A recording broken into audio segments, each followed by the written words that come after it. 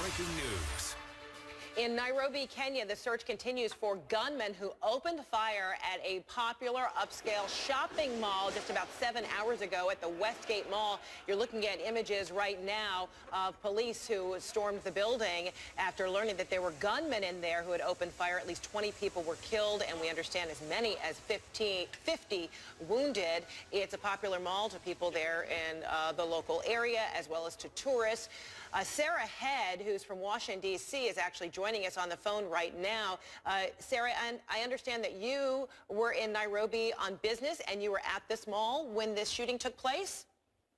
Yes, yes, I had just left a meeting a few blocks up the road, and I entered the parking garage, and we had just parked and gotten out of the car, and we heard 3 shots fired, and I thought actually it was a car accident. I thought someone had been rear-ended. Then I saw people running, and my colleague, who has worked elsewhere, recognized the sounds as gunshots, and she yelled at me, and we and other people in the parking garage began crawling underneath cars and behind cars, and we heard more shots, so we began running, and the driver, who is Kenyan, advised us also to run, so we followed several other people into a stairwell. I thought we had gone down into the parking garage, so I thought when I entered the stairwell that I would just go up one level and I would be able to exit. And that was not the case. I got in the stairwell and I was there for the next hour and a half or so. There were 2 people in the stairwell with me who were superficially wounded from gunshots. When we initially entered the stairwell, we kept going up, and then we heard shots above us. So we ended up staying there for about an hour and a half with these 2. There were several of us in there, but there were 2 people who were bleeding. Oh my goodness, I know you had to be terrified not knowing, what was going on, that one floor above you. For how long?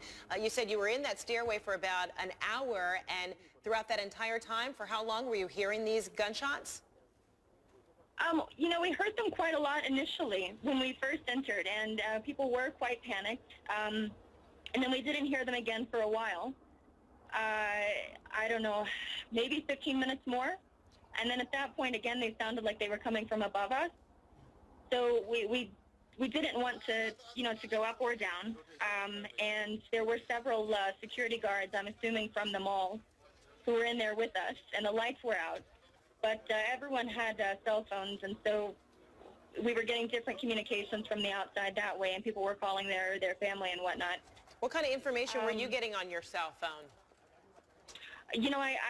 I don't have a smartphone plan with me, so I was able to contact my husband, and I was able to contact our contacts at the embassy, but I wasn't getting any information from my phone. The people behind me were saying that they heard that there were hostages, and the people also were saying that they thought that there were grenades. This is from, I don't know who these other individuals on the stairwell were contacting, but those were the rumors that were circulating while I was there. And at what point did you feel like it was, safe to leave that stairwell? And how did you make that decision to leave? Did you end up going on that, main outdoor level, or did you go further down into the garage once you determined it was safe to move? I don't actually know how that happened because I was sort of in I was not near one of the doors. I was near one of the levels in between an exit from the stairwell, and we had tried to exit earlier out the supermarket, and I don't know what happened, but people did not. So we were no longer near the parking garage level. We were near a supermarket level. And so after about an hour and a half, the door to the supermarket opened up again, and the lights came on in the stairwell, and people went out, and I was very, very hesitant because there was no information to tell me that it was safe to exit. It was just that the people in front of me were exiting.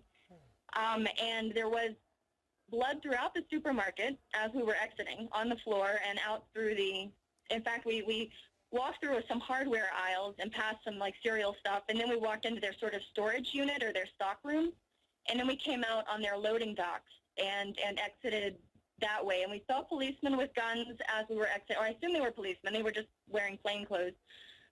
So it was never really clear that I should have exited. It was just that I was sort of a sheep following everyone else in front of me. And I was very eager, of course, to get outside and far away from the situation as possible. And even when you saw the policemen, and you were unclear about why this gunfire was happening, who was firing, the shots. How reluctant were you to really trust anybody that you saw in sight? I was very frightened. In fact, I felt a little bit safer just sort of stuck in the stairwell. But as soon as I was able to get out, I actually took off running and just ran. And there was quite a crowd of people that I had to pass through once I got beyond the loading dock, in fact. But I mean, what were all those people doing? I tried to run as far as I could. You said there was quite a crowd of people. What was everyone doing? I don't know if they themselves had escaped the mall or if they had just gathered, because I mean, Nairobi traffic is very hectic. It's quite a mess, and so it's possible that people had just stopped and gotten out of their cars. There was a good bit of cameramen taking photos of people crying as they exited, and then there were policemen just sort of in the area. But it wasn't, I don't know if it was community members or if they were other customers or if they were people who had escaped themselves or if there were, but there were just crowds of people along the street sort of looking at the mall, and I am just running past them with my colleague and with the driver who was with us, trying to get as far away from the situation as possible. Well, incredible situation indeed. Sarah Head, thanks so much for joining us and giving us an idea of all that you experienced there as a visitor from Washington, D.C., there in Nairobi, Kenya on business, only to find yourself in the middle of this gunfight taking place at the Westgate Mall in an upscale part of Nairobi, crowded with shoppers. And 20 people in the end, as far as we know, have been killed. Sarah, thanks so much for your time.